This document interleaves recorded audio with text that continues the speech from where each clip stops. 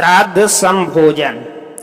श्राद्ध में भोजन किस प्रकार का करना चाहिए, मैं इस वीडियो के द्वारा बताने वाला हूं। कृपया वीडियो को ध्यानपूर्वक सुनें और यदि आप चैनल पर नए हैं कृपया चैनल को सब्सक्राइब जरूर करें। एक ब्राह्मण और बकरे की अद्भुत कहानी है। जैसे श्राद्ध भोज के लिए किसी ब्राह्मण ने एक बार एक बकरे की बलि चढ़ाने की तैयारी आरंभ की। उसके शिष्य बकरे को नदी में स्नान कराने ले गए। नहाने के समय बकरा एकाएक बड़ी जोर से हंसने लगा, फिर तत्काल दुख के आंसू बहाने लगा। उसके विचित्र व्यवहार से चकित होकर शिष्यों ने उससे जब ऐसा करने का कारण जानना चाहा तो बकरे ने कहा कि कारण वह उनके गुरु के सामने ही बताएगा।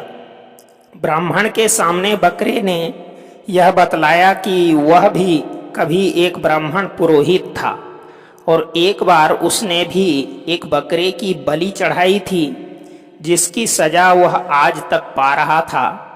तब से 499 जन्मों में उसका गला काटा जा चुका था और अब उसका गले कटने की अंतिम बारी है। इस बार उसे एक बुरे कर्म का अंतिम दंड भुगतना था, इसलिए वह प्रसन्न होकर हंस रहा था, किंतु वह दुखी होकर इसलिए रोया था कि अगली बार से उस ब्राह्मण के भी सिर 500 बार काटे जाएंगे।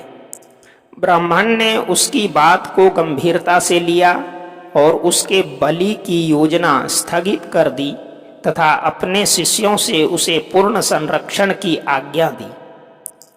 किंतु बकरे ने ब्राह्मण से कहा कि ऐसा संभव नहीं था, क्योंकि कोई भी संरक्षण उसके कर्मों के विपाक को नष्ट नहीं कर सकते, क्योंकि कोई भी प्राणी अपने कर्मों से मुक्त नहीं हो सकता।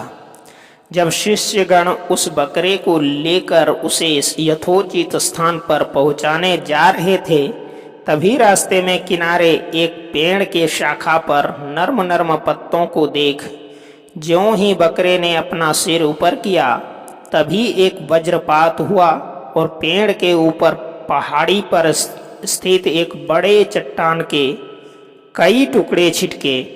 एक बड़ा टुकड़ा उस बकरे के सिर पर इतनी जोर से आ लगा कि पलक झपकते ही उसका सिर धड़ से अलग हो गया।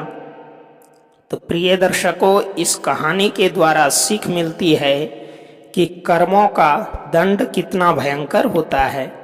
तो वीडियो को लाइक और चैनल को सब्सक्राइब जरूर करें। मिलते हैं अगली ऐसे ही प्रेरणादायक कहानी को लेकर। तब तक के लिए जय गुरुदेव।